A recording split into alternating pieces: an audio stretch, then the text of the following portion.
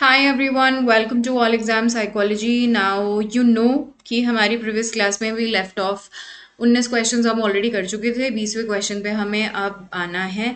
अगर आपने अभी तक नहीं करा है तो पार्ट 1 भी आप एक बार जाके देख लो। Question number 20, what they are asking you, what is the following is true about radio immunological assays. Now ये जो हमारी टेक्निक होती है, इट स्टडीज हॉर्मोन्स, ठीक है, and antigens in your body. ये टेक्निक इसके लिए इस्तेमाल की जाती है आपकी बॉडी के अंदर। ये आप करेक्ट आंसर यहाँ पे ए बोल सकते हो। दूसरी चीज़ यहाँ पे क्या लिखा हुआ है, this is discovered by J Tepperman, which is not correct here. जिन्होंने ये डिस्कवर करा था उनका नाम था रोजलिन येलो, एंड इनको 1977 के अंदर एक नोबेल प्राइज़ भी मिला था इस चीज़ को डिस्कवर करने के लिए। ये एनाटॉमिकल मेथड्स नहीं होते, they are physiological methods to study your आपका जो मेटाबॉलिज्म है, आपका ब्रेन का जो भी सॉरी ब्रेन का नहीं, आपके हॉर्मोन्स को मेजर करने का जो भी काम है वो ये करता है। तो इसका सही आंसर ऑप्शन नंबर सी होगा, most likely option number C, क्योंकि सिर्फ ए ही करेक्ट है, बाकी डी भी आपका यहाँ पे गलत है। तो option number C should be the correct answer. आगे बढ़ते हैं नेक्स्ट क्वेश्चन के साथ। Next question on your screen, what is this asking you, which of the following neurotransmitters are found throughout the central nervous system. Central nervous system के अंदर कौन से सारे न्यूरोट्रांसमीटर्स आपके प्रेजेंट होते हैं। तो यहाँ पे क्या है आपका करेक्ट आंसर, गाबा होना चाहिए। गाबा क्या है, गाबा सबसे ज़्यादा प्रेजेंट होता है क्योंकि ये एक तरीके से हम कहते हैं प्राइमरी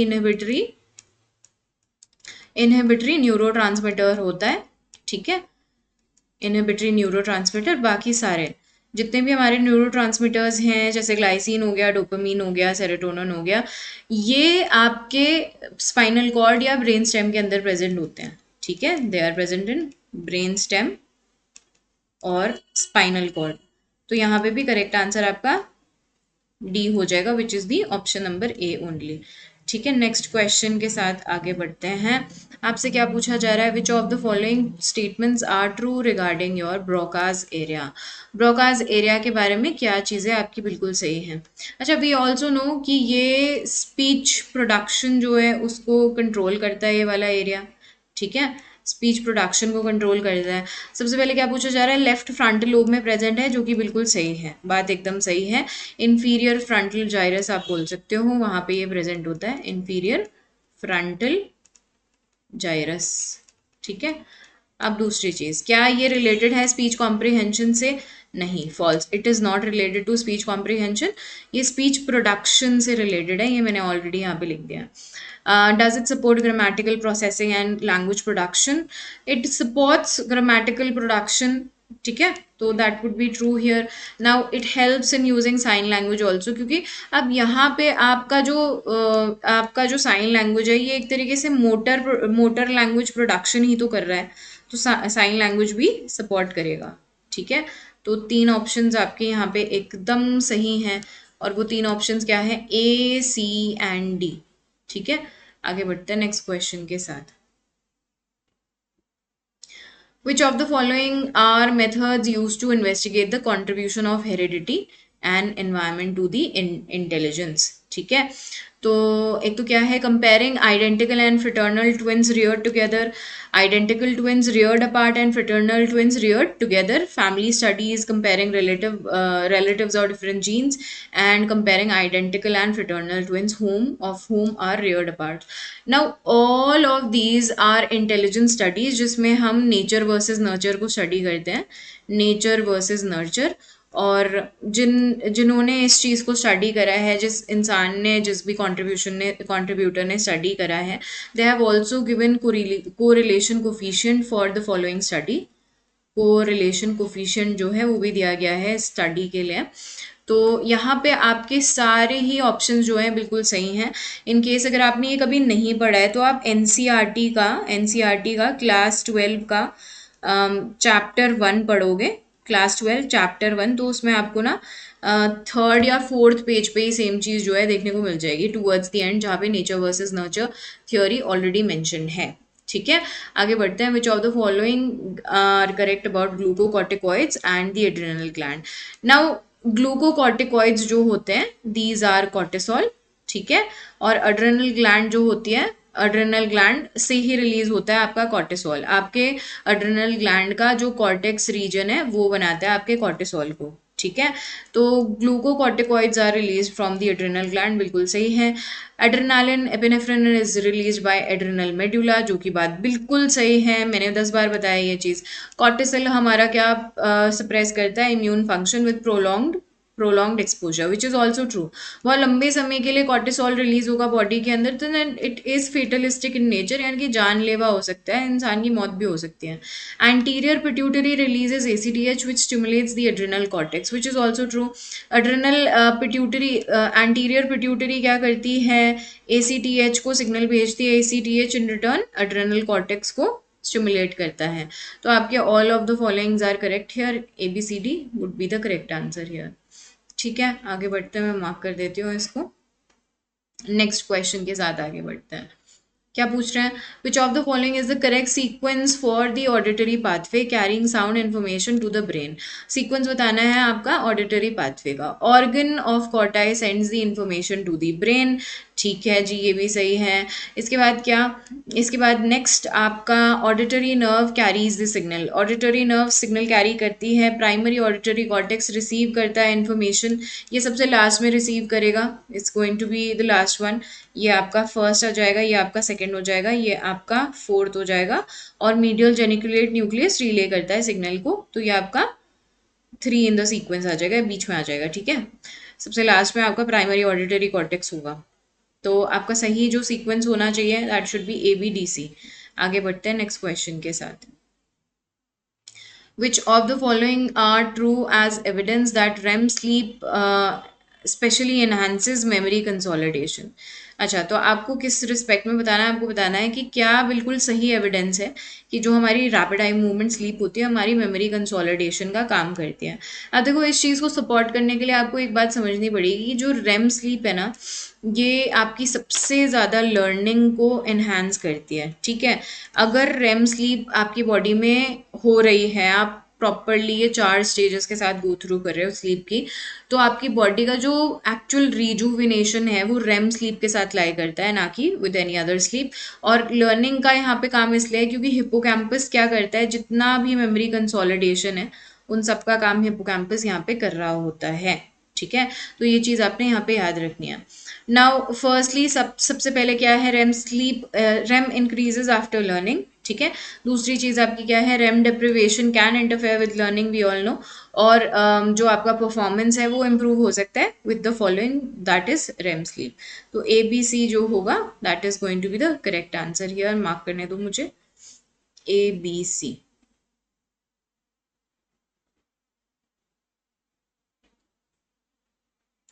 नेक्स्ट क्वेश्चन पे आगे बढ़ जाते हैं। Which of the following are the advantages of the fMRI over PET scan. तो fMRI के एडवांटेज बताने हैं आपको। ये आपको फंक्शनल इमेजेस प्रोवाइड करता है, ठीक है। और पेट स्कैन यूजुअली आपको स्ट्रक्चरल इमेजेस देगा। तो क्या और सारी चीज़ें क्या इंपॉर्टेंट है यहाँ पे, सबसे पहले यहाँ पे आपको रेडियो एक्टिव सब्सटेंस को इंजेक्ट करने का कोई काम है नहीं। fMRI के अंदर आपको बेटर टेम्परल रेजोल्यूशन भी देगा, इसके साथ साथ आपको एक 3D इमेज भी देगा of the brain activity entirely, तभी हम बोलते हैं कि इसके अंदर फंक्शनल इमेजेस जो होती हैं वो निकल के आती हैं। अच्छा, ये ऑल्सो क्या ब्रेन के स्ट्रक्चर को स्टडी करता है rather than the activity, which is totally untrue, क्योंकि फंक्शनल इमेजेस देता है। तो ABC जो होना चाहिए यहाँ पे वही करेक्ट आंसर है, option number A would be the correct answer, ठीक है। अगर हम PET स्कैन के बारे में बात करें, अगर आपको याद है या नहीं, तो ये बोल्ड सिग्नल्स को स्टडी करता है ब्रेन के अंदर, which is blood oxygen level dependent signals. Identify the posterior pituitary hormones, we should know by now, vasopressin and oxytocin. ये दो ही हमारे हॉर्मोन्स हैं जो कि पोस्टीरियर पिट्यूटरी के हैं। तो आप वेसोप्रेसिन और ऑक्सीटोसिन इस पर टिक लगा लोगे और आप बोल दोगे कि ये दोनों सही आंसर है। B and C should be the correct answer here, ठीक है। ऑप्शन नंबर D के साथ आगे बढ़ेंगे, ठीक है जी, आगे बढ़ते हैं। नेक्स्ट क्वेश्चन क्या है हमारे पास? आपको बताना है which of the following are true for the rebound phenomenon. मैंने वो गर्लफ्रेंड बॉयफ्रेंड वाला बताया था शायद से, एक कंसेप्ट जहाँ पे मैं बता रही थी कि एक बॉयफ्रेंड को एक गर्लफ्रेंड जो है छोड़ के चली जाती है, तो बॉयफ्रेंड क्या करता है, कोई दूसरा इंसान ढूंढ लेता है अपने दर्द को कॉम्पनसेट करने के लिए।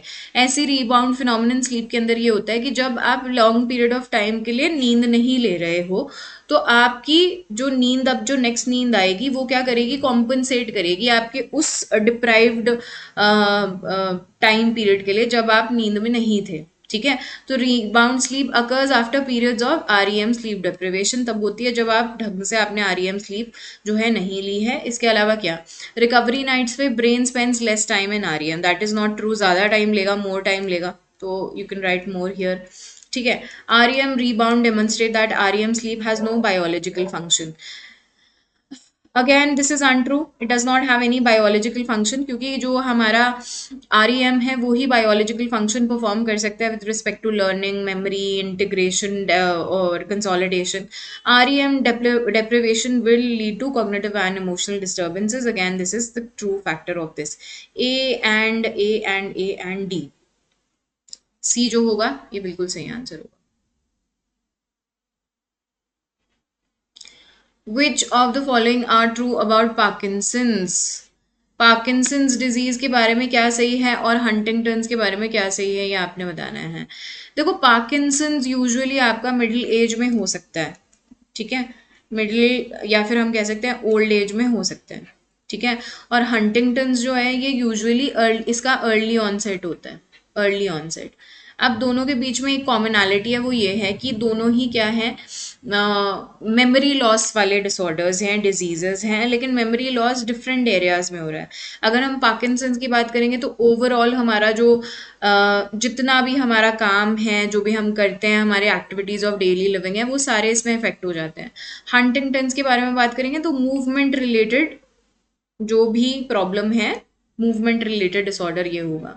एक बार इसको पढ़ लेते हैं। Parkinson's disease is disorder of the middle and the old age, Huntington's is of the early onset. इसके अलावा Parkinson's is a movement disorder which is untrue, Huntington's है, तो वाइस वर्सा यहाँ पे लिखा हुआ है। आगे स्टेटमेंट्स की तरफ चलते हैं। Unlike Parkinson, Huntington's disease has a strong genetic base, which is somewhere true. Huntington's जो है, हंटिंगटन्स में ही जीन्स जो है जेनेटिक मेजर रोल प्ले करता है। Parkinson's is due to multi factors, not just one factors, multi factors की वजह से चीज़ें हो सकती हैं। Then Parkinson's doesn't typically cause आपका, is not associated with the severe dementia while Huntington's diseases, and which is absolutely true here. ये particularly क्या कॉज नहीं कर सकता, या आपका सिवियर डिमेंशिया कॉज नहीं कर सकता, लेकिन हंटिंगटन्स जो है वो कर सकता है। तो यहाँ पे आपका जो बी छोड़ के बाकी सारे हमारे ऑप्शंस जो हैं वो एकदम सही हैं, तो ऑप्शन नंबर सी जो होगा बिल्कुल सही आंसर होगा। आगे बढ़े क्वेश्चन नंबर 31 के साथ।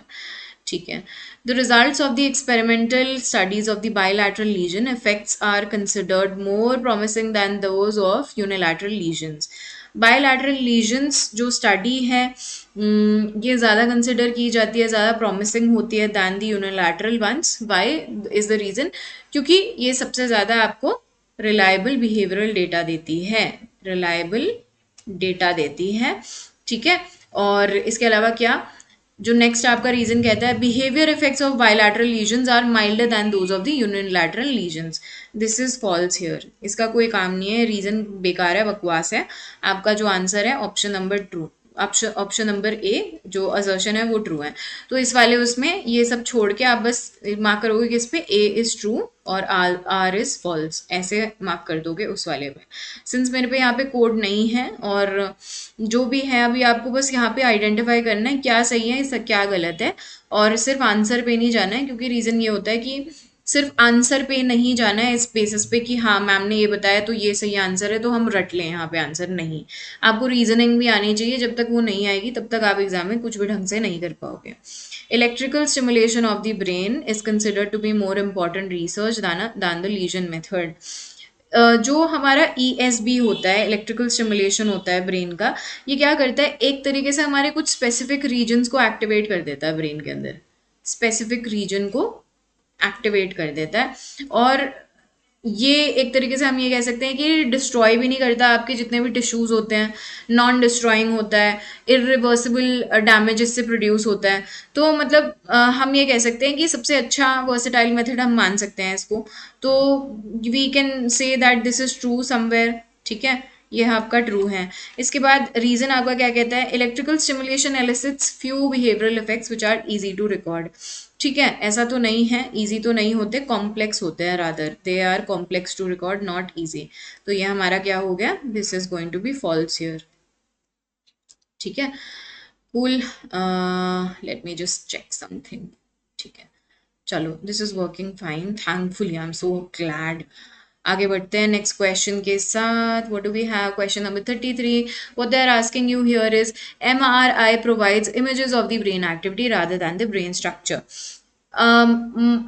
What do we call this as? Magnetic resonance imaging provides images of the brain activity. Brain structure का प्रोवाइड करेगा, एक्टिविटी का तो नहीं करेगा, दिस इज नॉट ट्रू। ठीक है, और FMRI ब्रेन एक्टिविटी के जो स्ट्रक्चर है वो देता है, FMRI। ठीक है, ये याद रखना आपने। अगर आपको याद रहे, अगर आप बोलोगे ब्रेन एक्टिविटी तो आप बोलोगे FMRI, और स्ट्रक्चर बोलोगे तो MRI। ठीक है, अब यहाँ पे ये जो है हमारा क्या हो गया, फॉल्स हो गया। अब दूसरी चीज, results in MRI are obtained from measurement of radio waves emitted by the hydrogen atoms when placed in magnetic field. Now ये क्या है हमारा, ट्रू है समवेयर। ठीक है, ट्रू है। यहाँ पे हमारे पास क्या होते हैं, हाइड्रोजन एटम्स प्रेजेंट होते हैं जिनके थ्रू हम ये सारा काम जो है वो कर पाते हैं। आगे बढ़ते हैं नेक्स्ट क्वेश्चन के साथ। This world of mine. हाँ, question number 34। Opposing neural forces in the nervous system tend to remain in a state of equilibrium. जो भी आपके ऑपोजिट न्यूरल फोर्सेज होते हैं नर्वस सिस्टम के अंदर, ये एक स्टेट ऑफ इक्विलिब्रियम में रहते हैं। ये बात आपकी एकदम सही है, क्योंकि इसी के थ्रू हम जैसे कहते हैं एक्साइटेशन और इनहिबिशन, ठीक है, जो है यहाँ पे प्रोड्यूस होता है, और ये एक तरीके से आपका इक्विलिब्रियम जो होता है, बैलेंस जो होता है, उसको मेंटेन करता है। ठीक है, और इसी को ही हम क्या कहते हैं, हम ये कहते हैं कि ये होम्योस्टेसिस प्रिंसिपल जो है इसी पे काम करता है, आपका बैलेंस बना रहना चाहिए। तो ये तो हमारा स्टेटमेंट जो है वो ट्रू है, असर्शन ट्रू है। अब रीजन क्या कहता है, opposing forces tend to remain in a state of disequilibrium. देखो यहाँ पे ये वर्ड आ गया, ये खुद में ही गलत है, तो ये फॉल्स हो गया यहाँ पे। आगे बढ़ते हैं नेक्स्ट क्वेश्चन के साथ।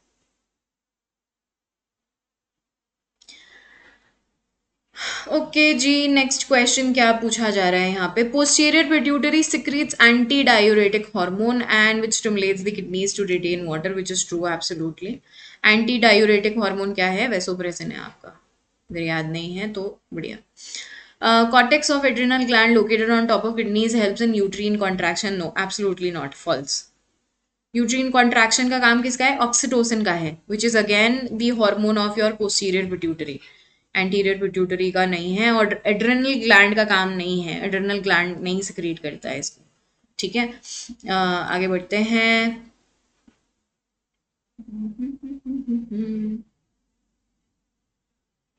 Question number 36.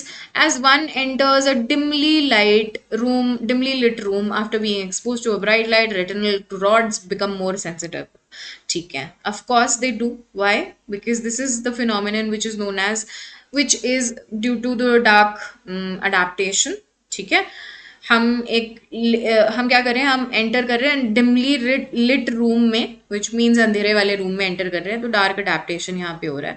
अच्छा, वी ऑल नो कि हमारे जो आँख है उनके अंदर प्रेजेंट होते हैं फोटो रिसेप्टर्स, और फोटो रिसेप्टर्स में रॉड्स एंड कोन्स प्रेजेंट होते हैं, जो कि क्या हो जाता है, ब्लीच हो जाते हैं when we enter into the dark room and we enter the light room also. ठीक है, तो अब इसके बाद क्या, unconditional dark adaptation enables a person to see in dim light. What is this true? Unconditional dark adaptation enables a person to see in a dim light. ठीक है, हाँ, this is also true, सही है, ये भी ठीक है। ठीक है, आगे बढ़ते हैं नेक्स्ट क्वेश्चन के साथ। Why is my cursor?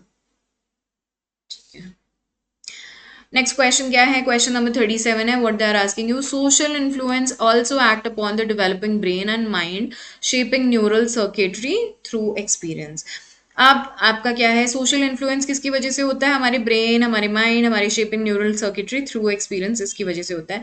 तो यहाँ पे हम ट्विन्स के बारे में बात करते हैं, ये जो हमारी ट्विन स्टडीज है इनके बारे में बात करते हैं, और उसके थ्रू हमारा जो भी रीज़न निकल के आया है, एक तरीके से हम ये कह सकते हैं कि हमारे जो मेटर्नल ट्विन्स होते हैं, ठीक है, वो ज़्यादा बेटर कॉन्कॉर्डेंस जो होते हैं वो हमारे बाकी जो डीजी ट्विन्स होते हैं उनसे ज़्यादा शोकेस करते हैं, ठीक है।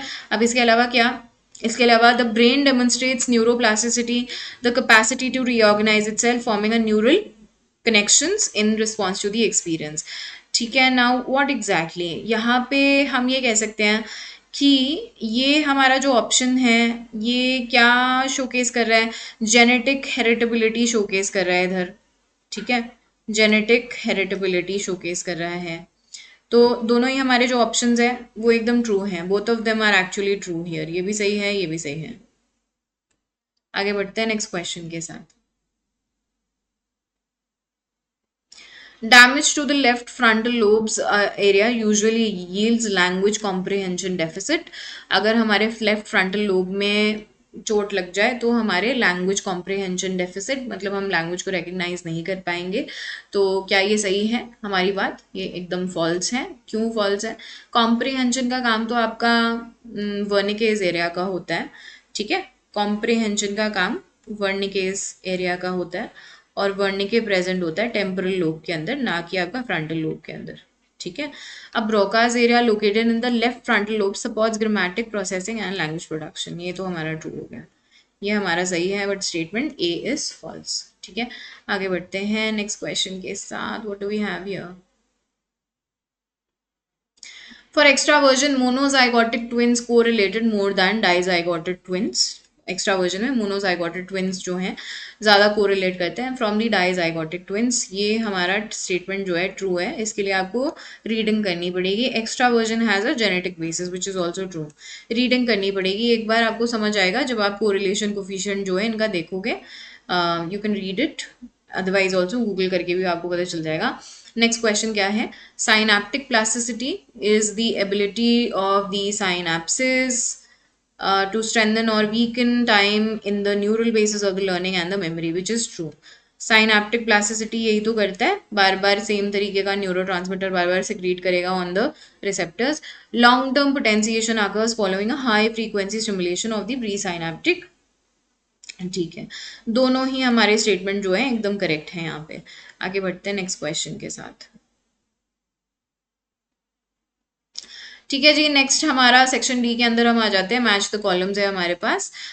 तो मैच द कॉलम्स के अंदर आपने इसको क्या करना है, मैच करना है। मैं सीधा यहाँ नीचे आ जाती हूँ और मैं ये बताती हूँ, ठीक है। चलो, नॉर एपिनेफ्रिन जो है, नॉर एपिनेफ्रिन एक तरीके से आपका कैटेकोलोमाइन हो जाएगा, ये आपका कैटेकोलोमाइन है। एसिटाइल कोलाइन आपका क्वार्टरनरी अमीन होता है, ठीक है। सेरोटोनिन आपका इंडोलोमाइन होता है, और गाबा आपका अमीनो एसिड होता है। तो करेक्ट आंसर आपका यहाँ पे ए हो जाएगा, ठीक है। ऑप्शन नंबर ए फोर्थ है। वेट लेट मी चेक, नहीं,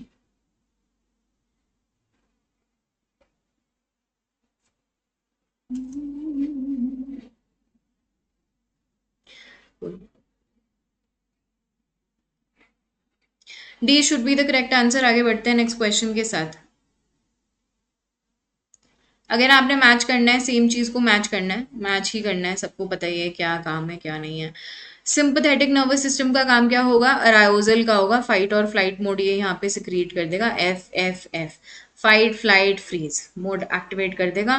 पैरासिम्पथेटिक का काम क्या होता है, काम करने का काम, मतलब rest and digest, rest and digest. Pituitary का काम क्या होता है, पिट्यूटरी सिक्रीट करेगी ACTH which is the adrenocorticotropic hormone. Somatic nervous system आपका क्या होगा, एक तरीके से हम कह सकते हैं इमरजेंसी सिचुएशंस या रिएक्शन जो है यहाँ पे दे सकता है, जो भी वॉलंटरी हो सकते हैं। तो ऑप्शन नंबर ए जो होगा that is going to be the correct answer here.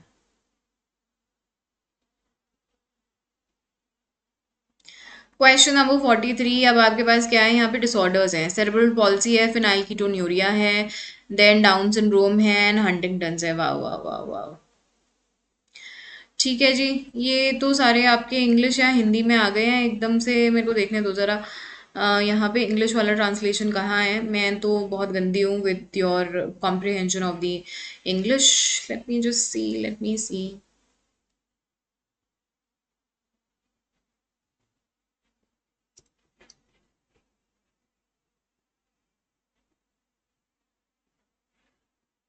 हमसे ना हो पाएगा भाई, हमसे नहीं हो सकता ये। सेरेब्रल पॉल्सी एक तरीके से ना एक डिसऑर्डर है। इसमें यूजुअली क्या होता है, जो आपका छोटा बच्चा होता है उसके मसल्स इम्पैक्ट हो जाते हैं, इसके अंदर मसल इम्पैक्ट होते हैं, ठीक है। फिनाइल कीटोन्यूरिया के अंदर फिनाइलेनिन का ओवर प्रोडक्शन हो जाता है, ओवर एक्यूमुलेशन हो जाता है, तो ये एक तरीके से आपका जेनेटिक प्रॉब्लम है, ठीक है। वेर एज सेरेब्रल पॉलिसी को हम जेनेटिक सर्टनली कंसिडर नहीं करते, that can be due to external reasons also.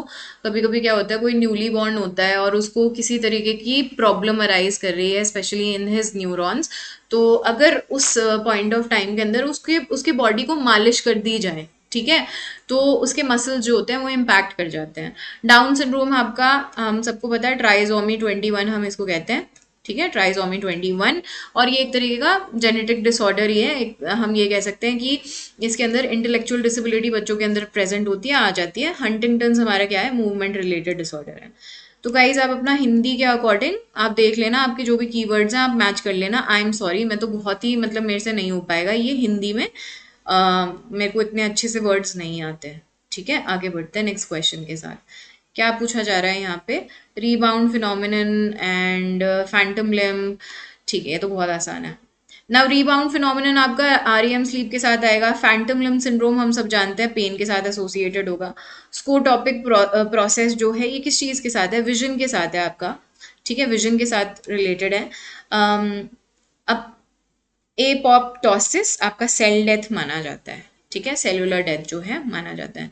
ए 1 2 3 4 5 1 2 3 4 जो भी है वो सही आंसर होगा यहाँ पे, ऑप्शन नंबर डी।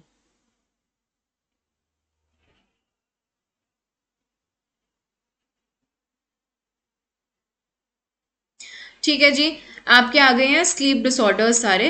कैटाप्लेक्सी किस चीज की वजह से होता है, आरईएम स्लीप जो होती है। सडन लॉस, सडन आप कह सकते हो मसल टोन जो है, sudden loss of muscle tone यहाँ पे आपको देखने को मिलेगी, ठीक है, during the time of waking.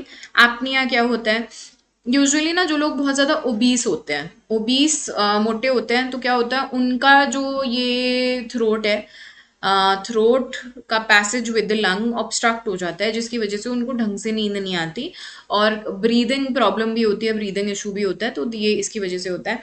अब यहाँ पे क्या है, एक्सेसिव अराउजल हम कह सकते हैं एक तरीके से एपनिया के अंदर, ब्रीदिंग स्टॉप हो जाती है, तो यहाँ पे अगर आप बोल सकते हो कि ब्रीदिंग स्टॉप्स, ठीक है, दैट इज देयर।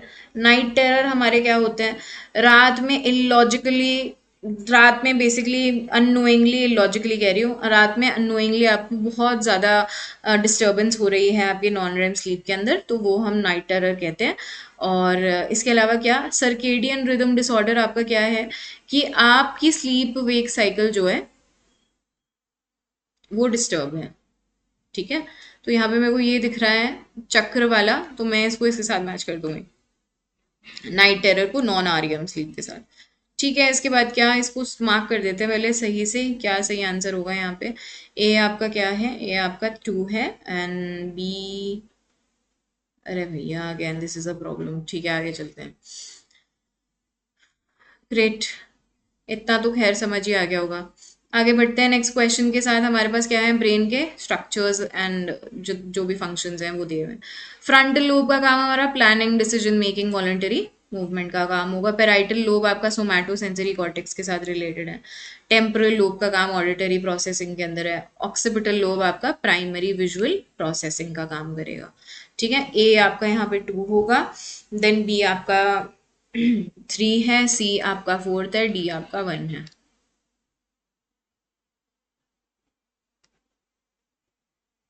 ठीक है जी।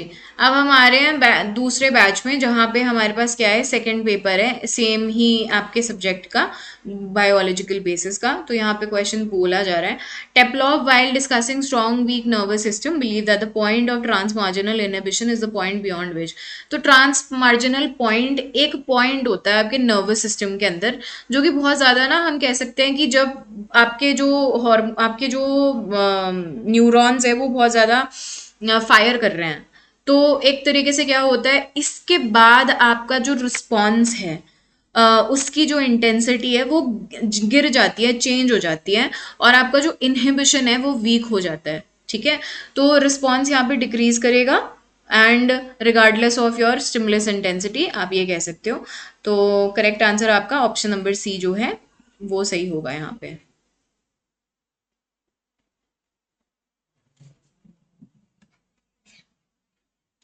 ठीक है, Descartes argue that mind body interaction, according to him, which is the site for the interaction, we all know it is called as pineal gland. Option number D would be the correct answer. pineal gland क्या secrete करती है, melatonin secrete करती है। Melatonin की वजह से आपको रात में नींद आती है। अगर आपकी बॉडी में इनफ सेरोटोनिन होगा तो मेलेटोनिन उस वो तब्दील कर देगा।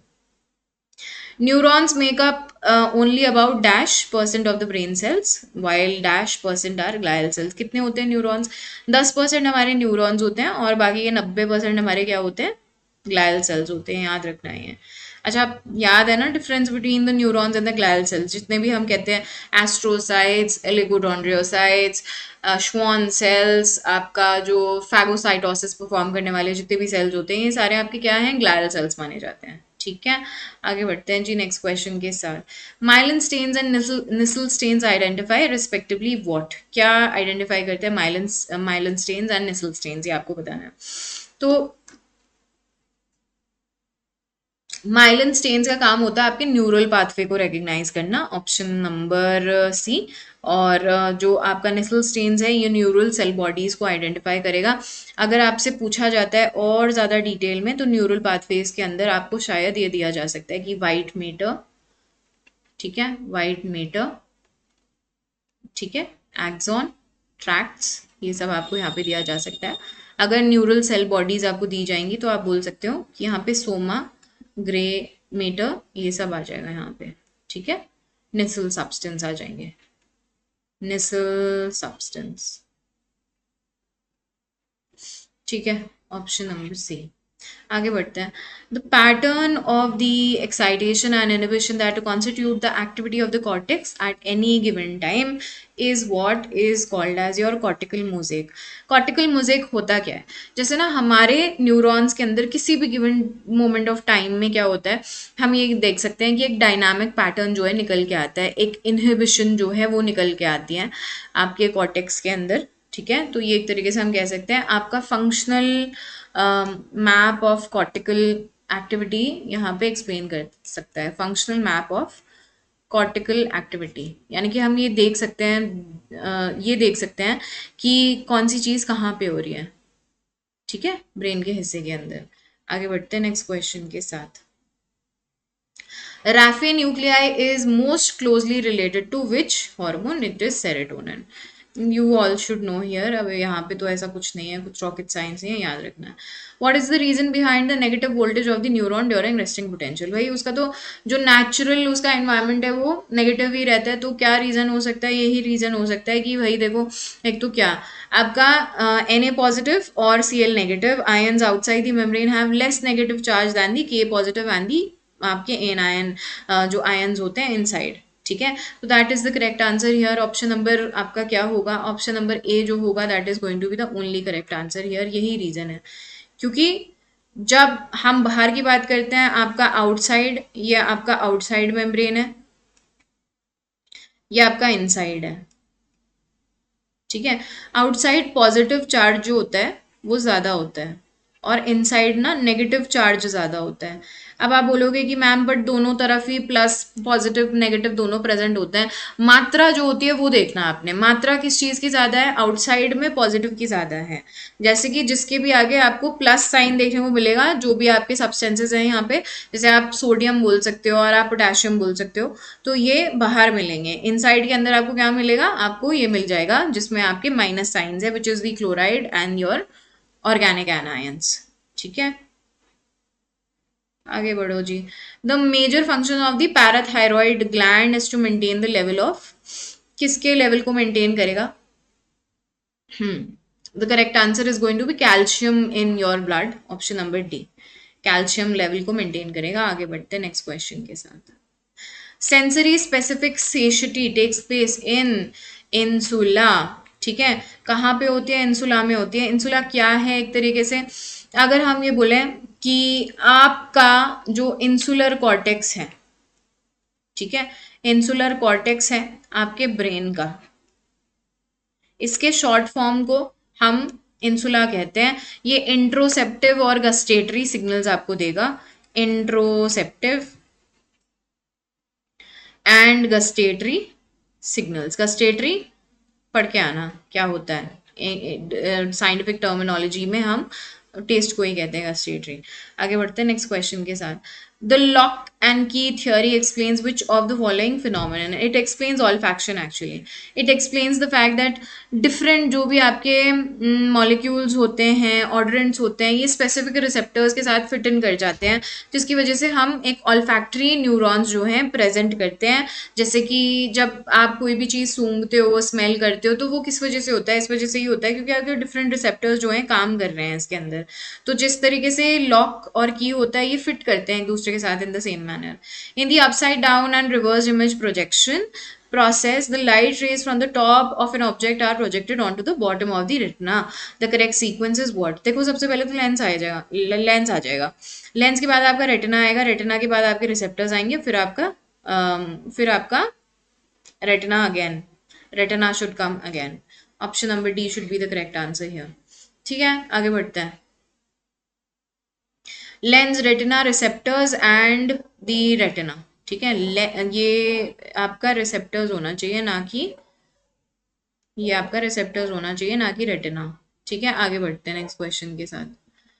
ठीक है, क्या है? 12-year-old boy who shows gradual onset of the uncontrolled movements in limbs, clumsiness, falling, slurred speech and drooling. HTT mutation, we all know this is Huntington's। देख के ही पता चल रहा है हंटिंगटन है। ठीक है, ग्रेजुअल ऑनसेट देखो, 12 साल का बच्चा है, उसके अंदर है अनकंट्रोल्ड मूवमेंट है। ठीक है, आगे बढ़ते हैं नेक्स्ट क्वेश्चन के साथ। Which of the following are two major pathological hallmarks of the Alzheimer's disease? Alzheimer's के अंदर क्या होता है? न्यूरोफिब्रिलरी टैंगल्स देखने को मिलते हैं, एमिलॉइड प्लाक्स होते हैं।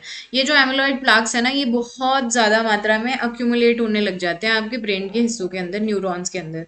तो जब इसका अक्यूमुलेशन बढ़ जाता है तो ये एक तरीके से क्या प्रॉब्लम कॉज करते हैं? अल्जाइमर्स कॉज करते हैं। इसका डिपॉजिट बहुत ज़्यादा हो जाता है बिटवीन योर न्यूरॉन्स। ठीक है, आगे बढ़ते हैं नेक्स्ट क्वेश्चन के साथ। Which frontal hemisphere area is related with the negative emotions and the withdrawal of the motivation? Negative emotions and withdrawal of the motivation has to do with your frontal areas, but also prefrontal areas of the right hemisphere यहाँ पे आएगा, क्योंकि right hemisphere control करता है आपके emotions को और left करता है बाकी आपकी जितने भी लॉजिकल चीज़ें हैं उन सबको। लेफ्ट सारा लॉजिकल से रिलेटेड है, L for logical, R for emotions, याद रखना। ठीक है जी, आगे बढ़ते हैं। Question number 15. Dash refers to the capacity of the nervous system to perceive a stimulus presented at the intensity below the threshold. We call it as subliminal perception. ठीक है, आगे बढ़ते हैं नेक्स्ट क्वेश्चन के साथ। Involvement of the frontal lobe in intelligence can be understood through which of the following sequences? Frontal lobe का intelligence में जो भी आपको सीक्वेंस के थ्रू बताना है, देखो फ्रंटल लोब क्या करता है? फोकस करता है आपके अटेंशन के ऊपर, वर्किंग मेमोरी के ऊपर, जनरल रीजनिंग के ऊपर। अपना फोन साइलेंट कर देते हो यहाँ पे। हाँ, तो इन सारी चीज़ों के ऊपर क्या करता है? ये काम करता है, फ्रंटल लोब काम करता है फोकस अटेंशन करता है इंटरनली, वर्किंग मेमोरी, इन सब पे काम करता है। ठीक है जी, आगे बढ़ते हैं नेक्स्ट क्वेश्चन के साथ। Nativist such as dash and dash believed in the depth perception is innate. यानी कि नेटिविस्ट वो सारे लोग होते हैं जिनका ये मानना है कि नॉलेज हमारे अंदर लाई करती है। तो कौन कौन है यहाँ पे? हम बात कर सकते हैं डेकार्ट्स के बारे में। डेकार्ट्स हैं एक तो, और इसके अलावा हम एम्पेरिसिस्ट भी बोल सकते हैं, ऑप्शन नंबर सी। ठीक है, इनका मानना ये है कि नॉलेज हमारे अंदर लाई करती है, हम उसको ऑब्जर्व कर सकते हैं, देख सकते हैं, और उसके थ्रू हम कंक्लूजन पे आ सकते हैं चीज़ों के। अच्छा, ऑल्सो अगर जस्ट इन केस आपको पूछा जाता है नेटिविस्ट के बारे में, तो मोस्ट ऑफ द टाइम ना, क्या नाम है इसका, चॉम्स्की, इसका नाम भी इसके अंदर आता है, क्योंकि इन्होंने ये कहा था कि कोई भी जो इंसान होता है उसके अंदर लैंग्वेज एक्विजिशन डिवाइस मौजूद होता है ऑलरेडी, इसके थ्रू वो लैंग्वेज को अक्वायर करता है। नेक्स्ट क्वेश्चन आपकी स्क्रीन पर क्या पूछा जा रहा है यहाँ पे? They are asking you, immediately after an action potential the cells does not produce another action potential. क्यों नहीं कर पाते? एब्सोल्यूट रिफ्रैक्टरी पीरियड के अंदर रहते हैं, इसलिए नहीं कर पाते। ठीक है, इसका मतलब क्या है? जब भी आपका एक्शन पोटेंशियल होता है तो दूसरा जो ऑप्शन है, दूसरा जो पोटेंशियल, एक्शन पोटेंशियल है, वो जनरेट होना मुश्किल हो जाता है, क्योंकि स्टिमुलस स्ट्रेंथ की वजह से, और एनए चैनल जो होता है वो इनएक्टिवेट हो जाता है, क्लोज हो जाता है, इसलिए। Which of the following statements are true about the rhodopsin? Rhodopsin के बारे में क्या स्टेटमेंट आपका ट्रू है? रोडोप्सिन है क्या? रोडोप्सिन एक रोड पिगमेंट है विच enables the vision in the low light, dim light का पिगमेंट है, डिम लाइट का पिगमेंट है। और आप इसको ऐसे कह सकते हो कि ये स्कोपोटोपिक विजन भी प्रमोट करता है, स्कोपोटोपिक विजन। क्या मैं इसको ढंग से लिख दूं? क्योंकि बाद में शायद स्टूडेंट होंगे वो बोलेंगे कि मैम ने पता नहीं क्या लिखा है, समझ ही नहीं आ रहा है, what has she written, oh my god, why is this not working. ठीक है, चलो ये यहाँ काम नहीं कर रहा, तो मैं इसको क्रॉस करके ना यहाँ पे लिख रही हूँ, स्कोपोटोपिक विजन, जिससे कि आपको याद रहे। दूसरी चीज क्या? It is a cone pigment. It can not be a cone pigment because इसका नाम ही रोडोप्सिन है, तो रॉड पिगमेंट ही तो होगा, तो ये गलत है। जी प्रोटीन कपल्ड रिसेप्टर, जो कि इसके साथ बिल्कुल सही है, बिल्कुल सही बोल रहे हैं। इसके बाद क्या? It is a cone pigment and G protein coupled receptor, which is false here. दो चीजें सही हैं, A and C. Option number D should be the correct answer here. आगे बढ़ते हैं नेक्स्ट क्वेश्चन के साथ। Which of the following are regulated by the sympathetic nervous system? Sympathetic nervous system pupil dilate कर देगा, इसके अलावा क्या करेगा? Decrease activity of adrenal gland, which is false। भाई एक्टिविटी तो इंक्रीज होगी, क्योंकि कॉर्टेक्स रिलीज करेगा क्या? कॉर्टिसोल, और मेडुला रिलीज करेगा क्या? Adrenaline. Digestion will also not be stimulated, ये काम तो पैरासिम्प का है, ना कि सिंपथेटिक का। ठीक है, और इंक्रीज हार्ट रेट इंक्रीज हो जाएगी, ड्राइनेस होगी माउथ के अंदर, क्योंकि कॉन्स्टेंटली आपका मोड, जो फ्लाइट एंड फाइट मोड है, वो एक्टिवेट हो जाएगा। A, D and E. Option number D should be the correct answer here. Which of the following are correct about long term potentiation? Long term potentiation के बारे में क्या सारी चीज़ें सही हैं? देखो, लॉन्ग टर्म पोटेंशिएशन एक तरीके से हम कह सकते हैं न्यूरोप्लास्टिसिटी का ही आपका पार्ट है। ये कॉन्टिन्यूसली क्या करता है, आपकी प्री एंड पोस्ट साइनेप्टिक पे, साइनेप्टिक रिसेप्टर्स न्यूरॉन्स पे बार बार क्या करता है, एक न्यूरोट्रांसमीटर बार बार सिक्रीट करता रहता है। LTP can be introduced by simulating pre synaptic neurons with high frequency electrical impulses, which is also true again. ठीक है, LTP is permanent and irreversible increase in the synaptic strength, बिल्कुल गलत है। LTP is considered the cellular mechanism underlying the learning and memory. Of course, जितना ज़्यादा आपका neuroplasticity होगी, उतना ज़्यादा आप अब कोई भी चीज़ जो है अच्छे से रेकग्नाइज कर पाओगे, याद कर पाओगे। ऑप्शन नंबर डी जो होगा, मतलब ऑप्शन नंबर सी जो होगा, that is going to be correct answer here. Key issues in the study of heredity environment effects on intelligence including which of the following? ठीक है जी, अगर हम हेरिडिटी और एनवायरनमेंट यानी कि नेचर वर्सेस नर्चर के बारे में बात करें, तो हमारे इंटेलिजेंस को इफेक्ट करने वाली कौन सी सारी चीज़ें हो सकती हैं, यहाँ पे आपको बताना है। रिएक्शन रेंज हो सकता है। रिएक्शन रेंज का मतलब होता है हर जो इंसान है ना, उसका एक जीनोटाइप सेट होता है, एक जीनोटाइप सेट लिमिट्स होती हैं। यानी कि जीनोटाइप का मतलब क्या होता है, आपकी बॉडी का, आपके आपके जेनेटिक कोड का कंपोनेंट। आपका जो एनवायरनमेंट है वो डिटरमाइन करता है एक्सप्रेशन किसी भी चीज़ के अंदर। आपका रिएक्शन सोलली बेस्ड है आपके जीन्स के ऊपर। जैसे फॉर एग्जाम्पल अगर कोई मेरे को यहाँ पे उल्टा सीधा बोल के चला जाता है मल्टीपल टाइम्स, ठीक है, so my reaction most of the time it can be due to the nature, because my mom is also like that. थोड़ा सा she comes from a very, she is very active, she is very aggressive also with you know responding to people, reacting to people, तो थोड़ा सा है that also comes here. But at the same time you know that calmness also kicks in some day. तो वो चीज़ें जो होती हैं it is all due to your genetic code. तो रिएक्शन रेंज यही होता है कि आप किस हिसाब से आप रिएक्ट कर रहे हो। इसके बाद नेक्स्ट क्या है, प्रॉक्सिमल एंड डिस्टल कॉजेशन है। प्रॉक्सिमल एंड डिस्टेंट बेसिकली हम कह सकते हैं कि एक तो आपका नियरनेस, आपका इमीडिएट एंड डिस्टेंट कॉजेज जो होते हैं उनकी वजह से भी आपका नेचर वर्सेस नर्चर के अंदर आपका इंटेलिजेंस जो है वो इफेक्ट करता है। कोलिनियरिटी, जेनेटिक और एनवायरमेंटल फैक्टर दोनों ही मेजर रोल प्ले करते हैं, कोरिलेट करते हैं। एनवायरमेंट्स फेयर, ठीक है, एनवायरमेंट्स फेयर को हम क्या कह सकते हैं, एक तरीके से एक स्टैंडर्ड तो नहीं कह सकते, टेक्निकली हम इसको स्टैंडर्ड नहीं कह सकते हैं। तो A B and C should be the correct answer. मतलब एनवायरमेंट से ही सोलली फर्क नहीं पड़ता, दोनों से फर्क पड़ रहा है। जीन से भी जब फर्क पड़ रहा है और एनवायरमेंट से भी पड़ रहा है तभी तो उसको नेचर वर्सेस नर्चर थ्योरी कहते हैं। ठीक है जी।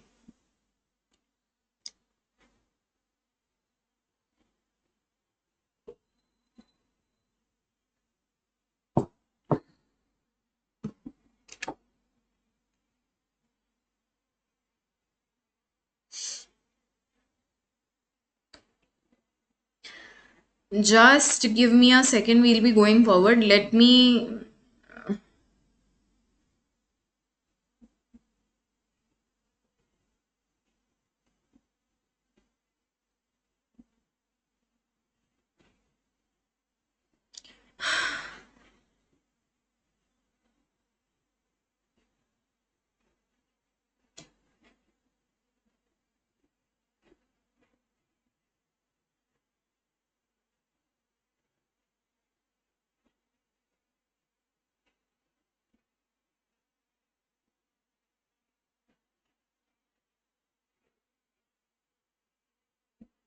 ठीक है जी, एनीवे हाँ हम क्या बात कर रहे थे, that was something really important, can not be missed.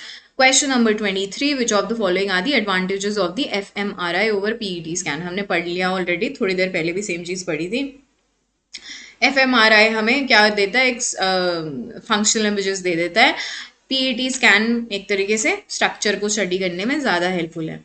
अच्छा ठीक है, nothing has to be injected into the body, which is true, कुछ इंजेक्ट नहीं करना पड़ता है इसमें। Both provide structural and functional images, no it's not true, false. FMRI करेगा, एक्टिविटी देगा, तो ये देगा फंक्शनल इमेजेस, ठीक है, और जो पीईटी है ये देगा स्ट्रक्चरल, ठीक है। Produces three dimensional image of the brain over the entire image, which is also true. किसका एडवांटेज पूछ रहे हैं, एफएमआरआई का पीईटी के ऊपर पूछ रहे हैं। Has better spatial resolution, which is also true, सही है, A C and D. Has better spatial resolution. Spatial resolution, this keyword I missed out here. I'm absolutely sorry about this. ये incorrect हो जाएगा यहाँ पे, ये जो चीज़ है ये incorrect हो जाएगी, ठीक है। Option number A and C should be the correct answer here. B जो होगा ये बिल्कुल सही है। आगे बढ़ते हैं नेक्स्ट क्वेश्चन के साथ। स्पेशल नहीं देगा, और भी सारी चीज़ें होगा देगा, नॉट जस्ट वन थिंग, ठीक है। Which of the following differences between Parkinson's disease and Huntington's disease are correct. Parkinson's again middle age में होता है, ठीक है, हंटिंगटन्स अर्लियर ऑनसेट में होता है। पार्किंसंस मूवमेंट डिसऑर्डर नहीं है और हंटिंगटन्स इमोशनल डिसऑर्डर नहीं है। Parkinson's Huntington's has a strong genetic base, जो है बिल्कुल सही है पार्किंसंस का। हंटिंगटन्स का स्ट्रॉन्ग जेनेटिक बेस है, पार्किंसंस का नहीं है। Parkinson's is not associated with severe dementia, ठीक है, it is actually related with your cognition, ठीक है। तो ये बात भी हमारी सही है, A C and D should be the correct answer here. आगे बढ़ते हैं नेक्स्ट क्वेश्चन के साथ। Same question has been repeated, ठीक है, कोई बात नहीं। Cool.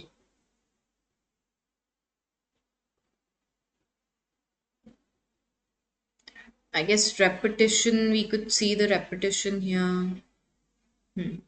2, 3 of the following questions were repeated. Anyway, we are going to chuck them. आगे बढ़ेंगे क्वेश्चन नंबर 30 के साथ. Now, question number 30 is asking neurotransmitter which are the receptors, which neurotransmitter receptor interaction, उनके बारे में क्या बात हमारी बिल्कुल सही है. Which of the following are true about it? तो एगनिस्ट जो होते हैं हमारे एक्टिवेट करते हैं हमारे रिसेप्टर्स को एंड मिमिक करते हैं हमारे किसको, न्यूरोट्रांसमीटर को. बात एकदम सही है, ट्रू है. एंटेगनिस्ट ब्लॉक करते हैं हमारे रिसेप्टर्स को, जो कि बात बिल्कुल सही है. Then down regulation refers to compensatory reduction in the receptor availability following chronic drug exposure. Again it's true. ठीक है. और रीअपटेक इनहिबिटर्स क्या काम करते हैं, रिसाइकिल करते हैं न्यूरोट्रांसमीटर्स को. ABCD जो है बिल्कुल सही है. यहाँ पे आगे बढ़ते हैं. ठीक है जी. Again we have some assertion reason and we are going to be talking about them because it is important. Assertion is saying sensitivity to target reflect placement of a flexible criterion and is measured in terms of hits and minus and false alarms. ठीक है. Actually, just give me a moment because there's a little bit of disturbance.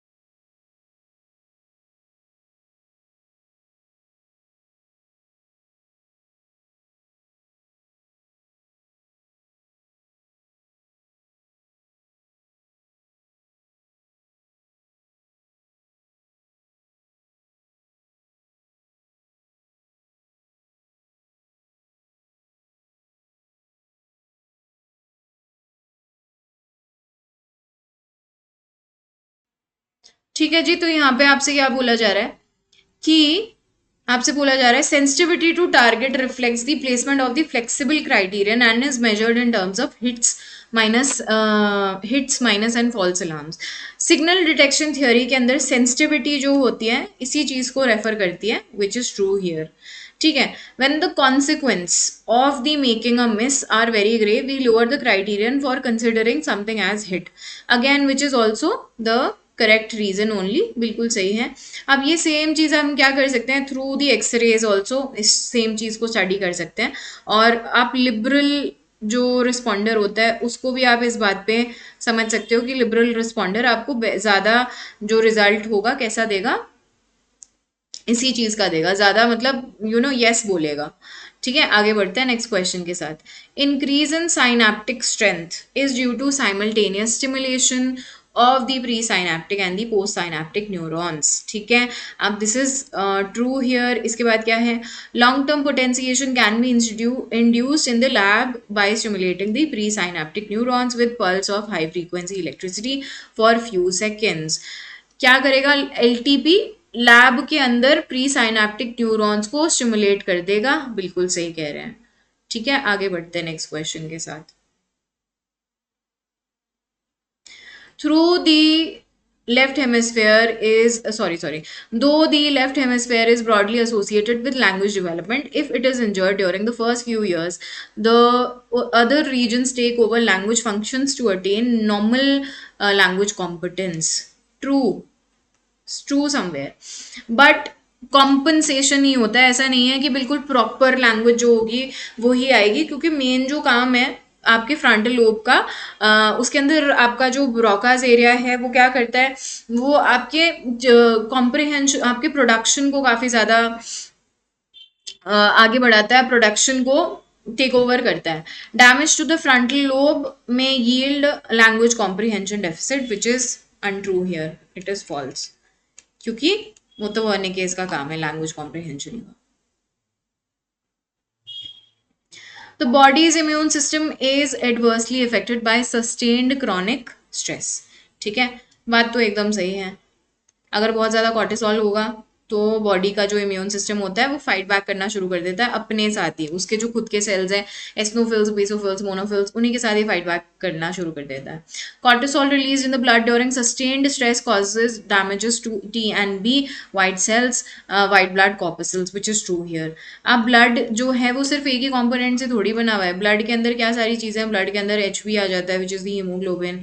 Then blood के अंदर क्या आ जाता है, RBCs आ जाते हैं, WBCs आ जाते हैं, प्लेटलेट्स आ जाते हैं, और इन्हीं के अंदर क्या आ जाते हैं, एसिनोफिल्स, बेसोफिल्स, मोनोफिल्स, ये सब आ जाता है इसके अंदर. ठीक है। तो इम्यून सिस्टम के जितने भी प्रॉब्लम्स होते हैं उसके अंदर क्या होता है, जब कमी होती है हीमोग्लोबिन की, ब्लड प्रॉपर नहीं है बॉडी के अंदर, तो आपके इम्यून सेल्स जो होंगे आपस में फाइट बैक करेंगे। Posterior pituitary secretes anti diuretic hormone which stimulates the kidneys retention of water. Yes true, this is true, vasopressin बोलते हैं हम इसे। ठीक है, ये यूट्रीन कॉन्ट्रैक्शन में नहीं करेगा। Again this is a repeated question. ठीक है, I guess let me check something.